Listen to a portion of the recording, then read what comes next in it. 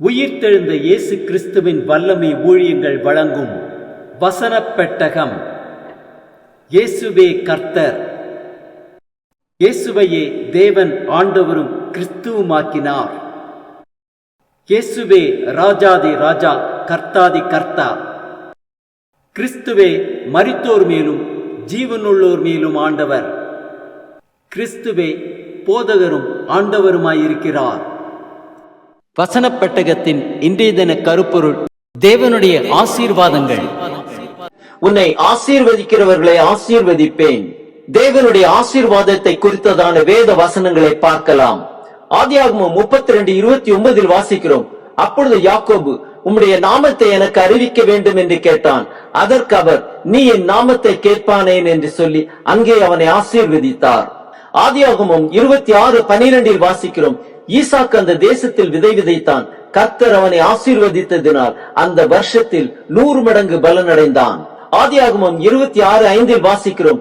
நான் உன் சந்ததியை வானத்தின் நட்சத்திரங்களைப் போல பெருக பண்ணி உன் சந்ததிக்கு இந்த தேசங்கள் யாவையும் தருவேன். உன் சந்ததிக்குள் பூமியில் உள்ள சகல ஜாதிகளும் ஆசீர்வதிக்கப்படும் என்றார். ஆதியாகமம் 39:5 வாசிக்கிறோம். கர்த்தர் யோசேப்பின் நிமித்தம் அந்த எகிப்தியன் வீட்டை ஆசீர்வதித்தார்.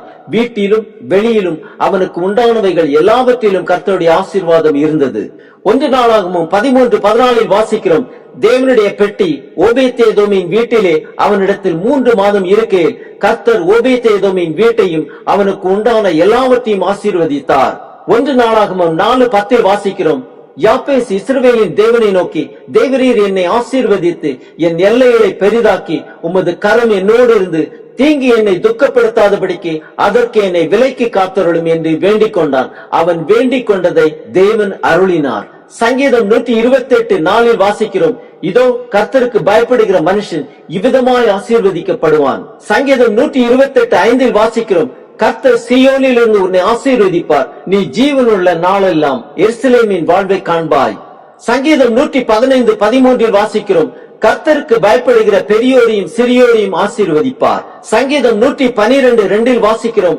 அவன் சந்ததி பூமியில் பலத்திருக்கும், செம்மையானவர்களின் வம்சம் ஆசீர்வதிக்கப்படும். நீதிமொழிகள் 28:20 வாசிக்கிறோம்.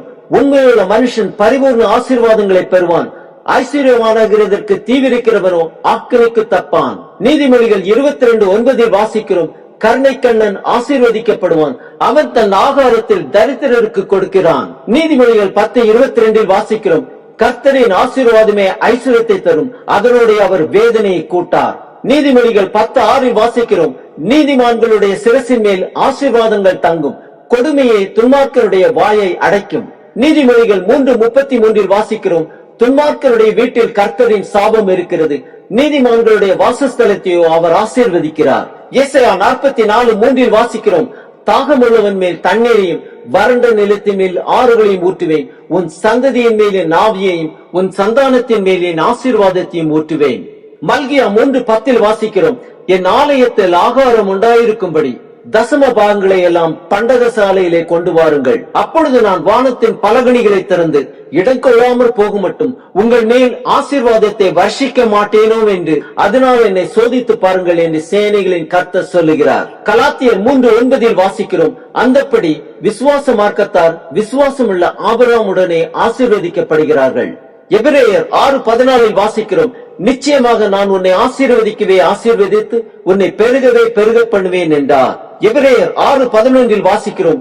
நீங்கள் அசதியாயிராமல் வாக்குத்தத்தமான ஆசீர்வாதங்களை விசுவாசத்தினாலும் நீடிய பொறுமையினாலும் சுதந்திரித்துக் கொள்கிறவர்களை பின்பற்றுகிறவர்களாயிருங்கள். கலாத்தியர் 3:14 வாசிக்கிறோம்.